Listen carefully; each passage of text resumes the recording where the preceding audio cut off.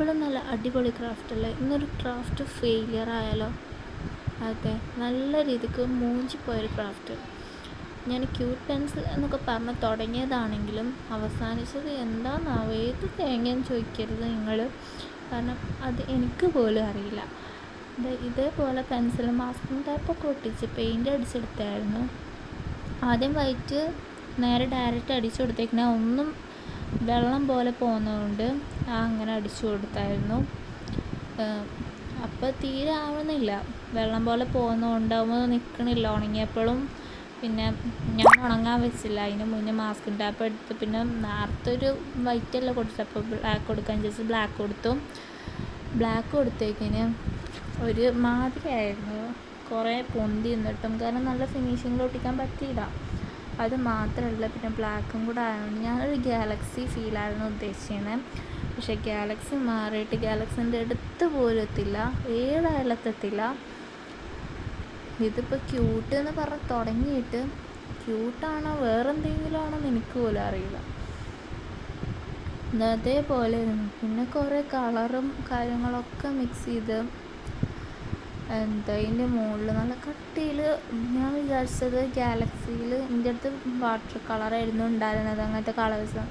അപ്പോൾ അങ്ങനെ കൊടുത്ത് നോക്കാൻ വിചാരിച്ച് വൈറ്റിലൊക്കെ മിക്സ് ആക്കിയേക്കിന് പേസ്റ്റൽ കളേഴ്സായി. പിന്നെ പേസ്റ്റൽ കളേഴ്സ് ഗാലക്സിയിൽ കൂട്ടില്ല എന്നൊരു കാരണം കൊണ്ട് മാത്രം ഞാൻ അത് എന്താക്കിയത്, ഇങ്ങനെ എനിക്ക് ഒട്ടും ഇഷ്ടമായില്ല. ഞാൻ അങ്ങനെ ഒന്ന് ഡാപ്പ് ചെയ്ത് കൊടുത്തു.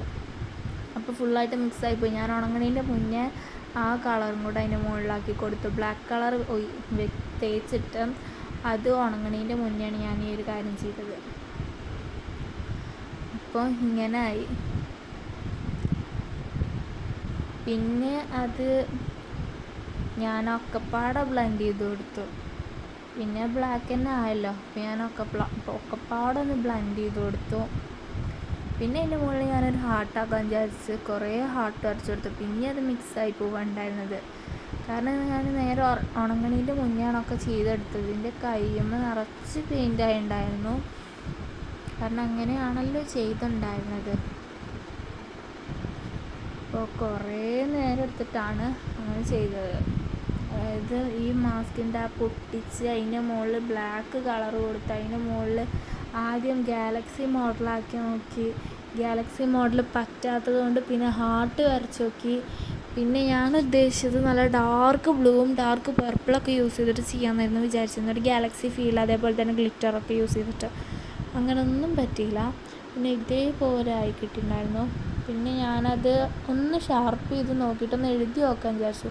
എനിക്ക് വേണ്ടിയിട്ട് ഉണങ്ങണതിൻ്റെ മുന്നെയാണ് ഞാൻ ഷാർപ്പ് എടുത്തത്. ഒട്ടും ഷാർപ്പാവുണ്ടായിരുന്നില്ല. കാരണം എന്താണെന്ന് വെച്ചാൽ അത് മാസ്കിൻ്റെ അപ്പം ഭയങ്കര കട്ടിക്കായിരുന്നു ഉണ്ടായിരുന്നത്.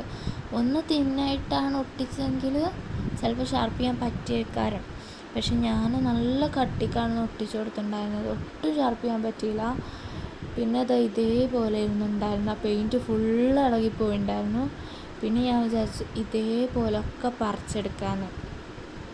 അപ്പം ഞാൻ അതേപോലെ എല്ലാതും പറിച്ചെടുത്തു. ഇതേപോലെ ആയിരുന്നു ഉണ്ടായിരുന്നത്. അപ്പോൾ ഇനി അടുത്തത് നമുക്കൊരു ക്യൂട്ടാക്കി നോക്കാം. ഇതേ പെൻസിൽ വെച്ചിട്ട് തന്നെ നല്ല ക്യൂട്ട് പെൻസിലാക്കി നോക്കാം.